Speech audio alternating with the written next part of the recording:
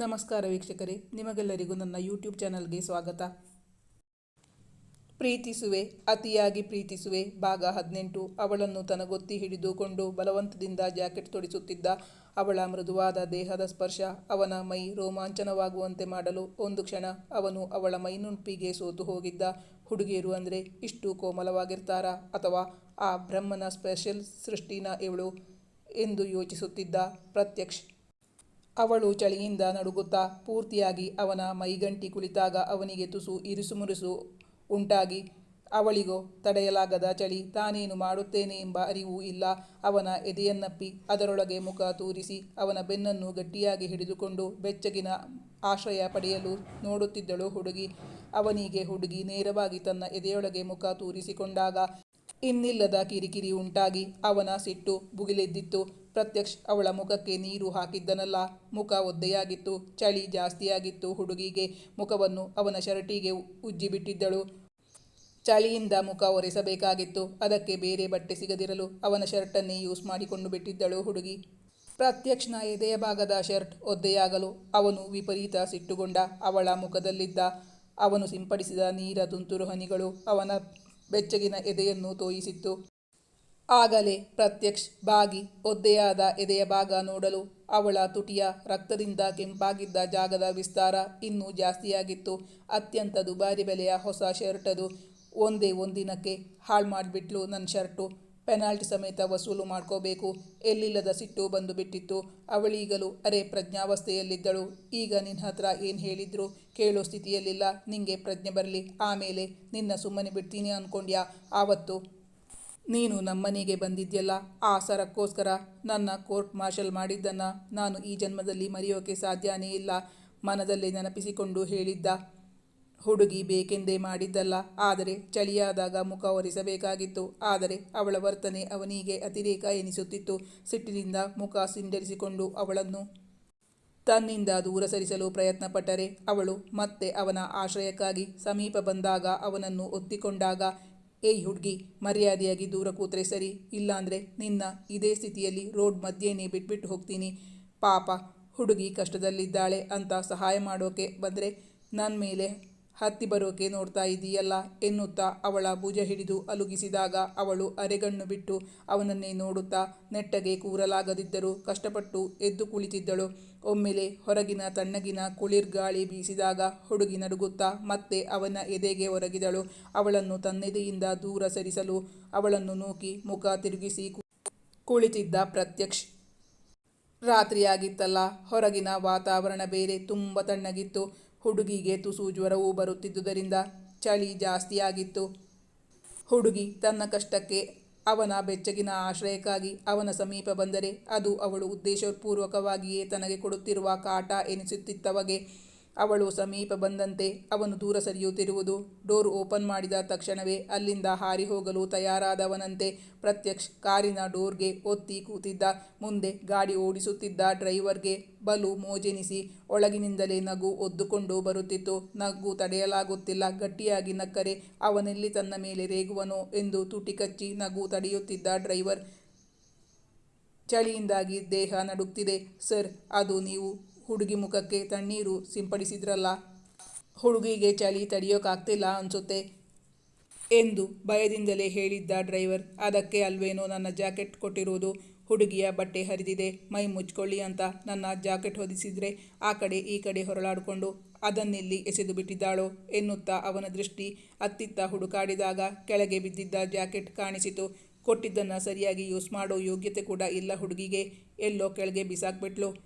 ಅವಳ ಮೇಲೆ ರೇಗುತ್ತಾ ಕೆಳಗೆ ಬಿದ್ದಿದ್ದ ಜಾಕೆಟನ್ನು ಪುನಃ ಅವಳ ಮೇಲೆ ಹೊದೆಸಿದ್ದ ಪ್ರತ್ಯಕ್ಷ್. ಈಗ ಹುಡುಗಿ ತುಸು ಸುಧಾರಿಸಿಕೊಂಡಿದ್ದಳು. ಅವನು ಹೇಳುವುದೆಲ್ಲವೂ ಸರಿಯಾಗಿ ಕೇಳಿಸುತ್ತಿತ್ತು. ನಿಧಾನವಾಗಿ ಕಣ್ತೆರೆದು ಅವನನ್ನೇ ನೋಡಿದಳು. ತಾನೆಲ್ಲಿದ್ದೇನೆ? ತನ್ನ ಪರಿಸ್ಥಿತಿಯ ಅರಿವು ಉಂಟಾಯಿತು ಹುಡುಗಿಗೆ.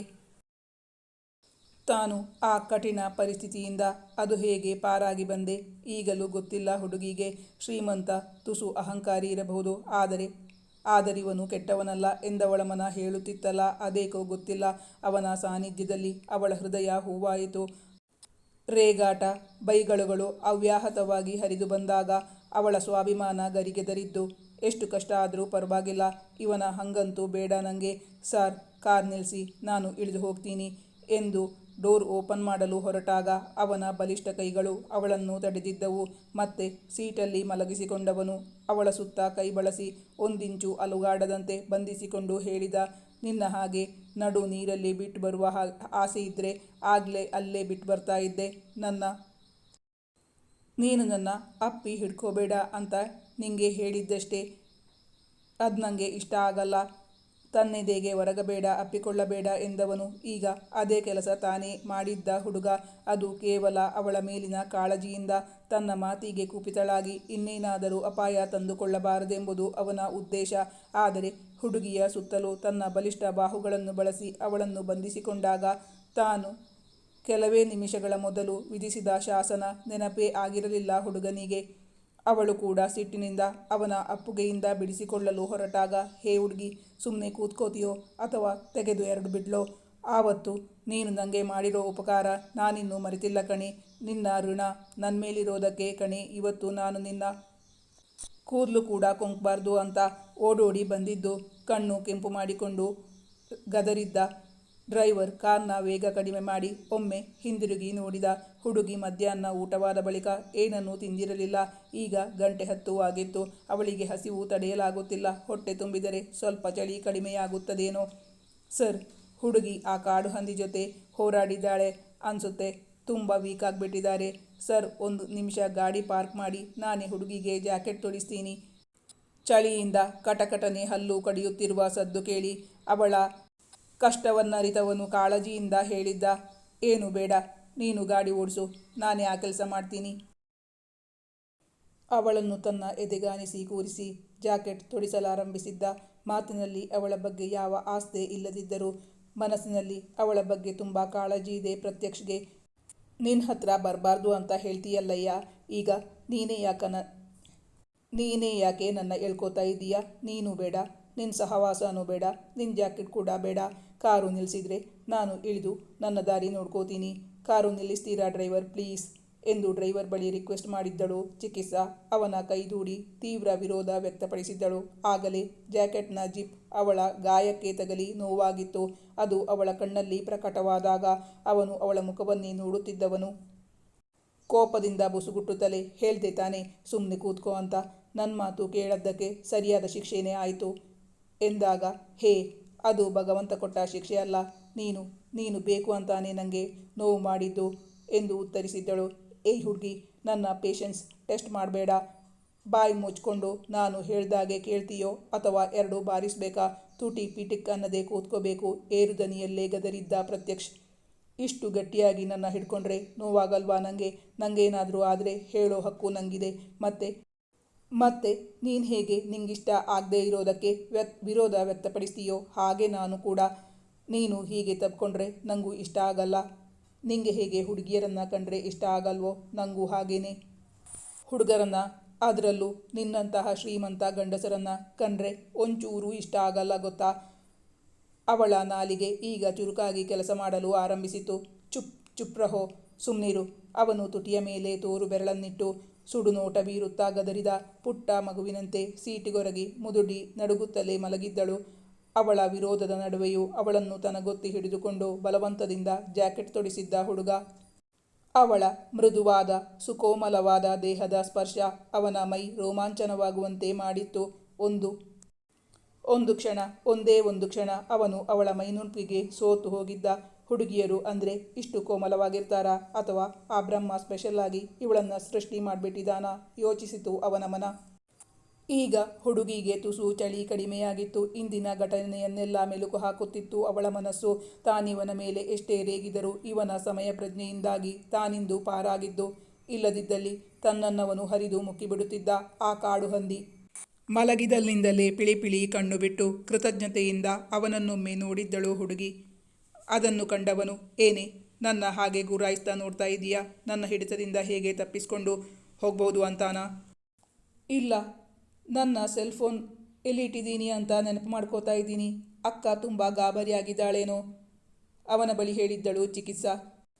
ನಿಮ್ಮಕ್ಕ ಆಗಲೇ ಕಾಲ್ ಮಾಡಿದ್ರು. ಅವರಿಗೆ ಹೇಳಿದ್ದೀನಿ ನಿನ್ನ ಗಾಡಿಗೆ ನಾನು ಗುದ್ಬಿಟ್ಟಿದ್ದೀನಿ ಅಂತ.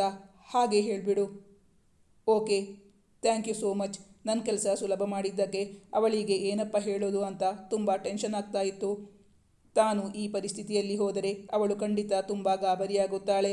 ತಂದೆ ತಾಯಿಗೆ ಹೇಳಿದರೆ ಅವರು ಈಗಾಗಲೇ ಆದ ಆಘಾತದಿಂದ ಚೇತರಿಸಿಕೊಂಡಿರಲ್ಲ, ಎದೆ ಒಡೆದುಕೊಂಡು ಬಿಟ್ಟಾರು. ಪ್ರತ್ಯಕ್ಷನ ಸಮಯ ಪ್ರಜ್ಞೆಯನ್ನು ಮೆಚ್ಚಿಕೊಂಡಳು ಚಿಕಿತ್ಸಾ.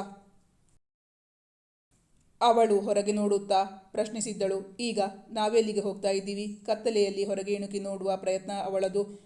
ನಮ್ಮ ಮನೆಗೆ. ಇವತ್ತು ಅಲ್ಲಿ ಸುಧಾರಿಸಿಕೊಂಡು ನಾಳೆ ಬೆಳಗ್ಗೆ ಹೋಗ್ಬೋದು. ಗಾಬರಿಯಾಗುವ ಅವಶ್ಯಕತೆ ಏನೂ ಇಲ್ಲ. ಮನೆಯಲ್ಲಿ ನಮ್ಮಮ್ಮ ಇದ್ದಾರೆ. ಅವಳಿಗೆ ಧೈರ್ಯ ತುಂಬಿದ್ದ. ಅಷ್ಟರಲ್ಲಿ ಮನೆ ತಲುಪಿದ್ದರು. ಡ್ರೈವರ್ ಇಳಿದು ಬಂದು ಕಾರಿನ ಡೋರ್ ಓಪನ್ ಮಾಡಿ ನಿಂತಾಗ ಅವಳು ನಿಧಾನವಾಗಿ ಗಾಡಿಯಿಂದ ಕಷ್ಟಪಟ್ಟು ಇಳಿದಿದ್ದಳು. ಮೈ ಪೂರ್ತಿ ಜಜ್ಜಿ ಹಾಕಿದಷ್ಟು ನೋವಾಗುತ್ತಿತ್ತು ಚಿಕಿತ್ಸಾಗೆ. ಕಾಲುಗಳು ನಡುಗುತ್ತಿದ್ದವು. ಒಂದೊಂದು ಹೆಜ್ಜೆ ಇಡಲು ಕಷ್ಟವಾಗುತ್ತಿದೆ. ಸುತ್ತ ಇರುವುದೆಲ್ಲ ವೃತ್ತಾಕಾರದಲ್ಲಿ ತಿರುಗುತ್ತಿರುವಂತೆ ಭಾಸವಾಗಿ ಕಣ್ಣ ಮುಂದೆ ಕತ್ತಲು ಕವಿದಿತ್ತು. ಅವಳು ಕಾರ್ನ ಡೋರನ್ನು ಗಟ್ಟಿಯಾಗಿ ಹಿಡಿದುಕೊಂಡಿದ್ದಳು. ಇಲ್ಲದಿದ್ದಲ್ಲಿ ಅಲ್ಲೇ ಕುಸಿದು ಬೀಳುವುದರಲ್ಲಿದ್ದಳು. ಅವಳಿಂದ 2 ಹೆಜ್ಜೆಗಳಷ್ಟು ದೂರವಿದ್ದವನು ಅವಳತ್ತ ಧಾವಿಸಿ ಬಂದಿದ್ದ. ಪ್ರತ್ಯಕ್ಷ್ ಅವಳನ್ನು ಗಟ್ಟಿಯಾಗಿ ಹಿಡಿದಿದ್ದರಿಂದಲೇ ಬೀಳದೆ ಅವನ ತೋಳಲ್ಲಿ ಭದ್ರವಾಗಿದ್ದಾಳೆ. ಡ್ರೈವರ್ಗೆ ಅವಳ ಕಷ್ಟವನ್ನು ನೋಡಲಾಗದೆ, ಮೇಡಮ್ ನಡೆಯೋಕ್ಕಾಗುತ್ತಾ? ಇಲ್ಲ ಅಂದರೆ ತಾನೇ ಅವಳನ್ನು ಎತ್ತಿಕೊಂಡು ಮನೆಯೊಳಗೆ ಹೋಗುವ ಅಭಿಪ್ರಾಯವಿತ್ತವನ ಮನದಲ್ಲಿ. ಪ್ರತ್ಯಕ್ಷ್ಗೆ ಒಂದೇ ಬಾರಿ ಅವಳನ್ನೆತ್ತಿಕೊಂಡು ನಡೆಯುವುದೇ ಸುಲಭ ಎನಿಸಿ ಅವಳನ್ನು ಅನಾಮತ್ತಾಗಿ ಎತ್ತಿಕೊಂಡು ಇವಳೇ ನಡ್ಕೊಂಡು ಬರಲಿ ಅಂದ್ಕೊಂಡ್ರೆ ನಾಳೆ ಬೆಳಗ್ಗೆ ತನಕ ನಾವು ಇಲ್ಲೇ ವೆಯ್ಟ್ ಮಾಡಬೇಕಾಗುತ್ತೆ. ನೀನು ಮೊದಲು ಹೋಗಿ ಬೆಲ್ ಮಾಡು ಎಂದಾಗ ಡ್ರೈವರ್ ಮನೆಯ ಮುಖ್ಯದ ದ್ವಾರದತ್ತ ನಡೆದಿದ್ದ. ಅಡಿಗೆ ಕೆಲಸದ ರಾಮಜ್ಜ ಇವರ ಮನೆಯಲ್ಲೇ ಇರುವುದು. ಅವನು ಬಂದು ಬಾಗಿಲು ತೆರೆದಿದ್ದ. ಅವರಿಗಂತೂ ಇದು ಕನಸೋ ನನಸೋ ಎಂದು ನಂಬಲಾಗುತ್ತಿಲ್ಲ. ಈ ಮನೆಗೆ ಹೆಣ್ಣು ಮಕ್ಕಳೇ ಬರಬಾರದೆಂದು ಶಾಸನ ವಿಧಿಸಿದ ತಮ್ಮ ಚಿಕ್ಕ ಜಮಾನರು ತೋಳಲ್ಲಿ ಒಂದು ಸುಂದರವಾದ ಹುಡುಗಿಯನ್ನು ಎತ್ತಿಕೊಂಡು ರಾತ್ರಿ ಹೊತ್ತು ಬರುತ್ತಾರೆಂದರೆ ಅವರು ನೋಡುತ್ತಿದ್ದಂತೆಯೇ ಅವನು ಅವಳನ್ನೆತ್ತಿಕೊಂಡು ತನ್ನ ಬೆಡ್ರೂಮ್ಗೆ ಹೋಗಿಬಿಟ್ಟಿದ್ದ. ಅಚ್ಚರಿಯ ಮೇಲೆ ಅಚ್ಚರಿಯನ್ನು ತಮ್ಮ ಕಣ್ಣುಗಳಿಂದಲೇ ನೋಡುವ ಸರದಿ ಅವರದಾಗಿತ್ತು. ವೀಕ್ಷಕರೇ, ನಾನು ಯೂಸ್ ಮಾಡೋ ಸಾಫ್ಟ್ವೇರಲ್ಲಿ ಏನೋ ಟೆಕ್ನಿಕಲ್ ಪ್ರಾಬ್ಲಮ್ ಇರೋದ್ರಿಂದ ಲೆಂತಿ ವಿಡಿಯೋ ಮಾಡೋಕ್ಕೆ ಕಷ್ಟ ಆಗ್ತಾ ಇದೆ. ಕತೆ ಬೇಕು ಅಂದರೆ ಚಿಕ್ಕ ಚಿಕ್ಕ ವಿಡಿಯೋಗಳನ್ನು ಮಾಡ್ತೀನಿ. ಇಲ್ಲ ಅಂದರೆ ಈ ಪ್ರಾಬ್ಲಮ್ ಸಾಲ್ವ್ ಆಗೋ ತನಕ ವೆಯ್ಟ್ ಮಾಡಬೇಕಾಗುತ್ತೆ. Sorry for the inconvenience. ಈ ಕಥೆಯ ಮುಂದಿನ ಭಾಗ ಮುಂದಿನ ಸಂಚಿಕೆಯಲ್ಲಿ ಮುಂದುವರಿಯುವುದು. ವೀಕ್ಷಕರೇ, ನಾನು ಹಾಕೋ ಕಥೆಗಳು ನಿಮಗೆ ಇಷ್ಟವಾಗಿದ್ದಲ್ಲಿ ನನ್ನ ಕಥೆಗಳನ್ನು ಲೈಕ್ ಮಾಡಿ, ನಿಮ್ಮ ಆಪ್ತರಿಗೆ ನನ್ನ ವಿಡಿಯೋವನ್ನು ಶೇರ್ ಮಾಡಿ, ನಿಮ್ಮ ಅನಿಸಿಕೆ ಅಭಿಪ್ರಾಯಗಳನ್ನು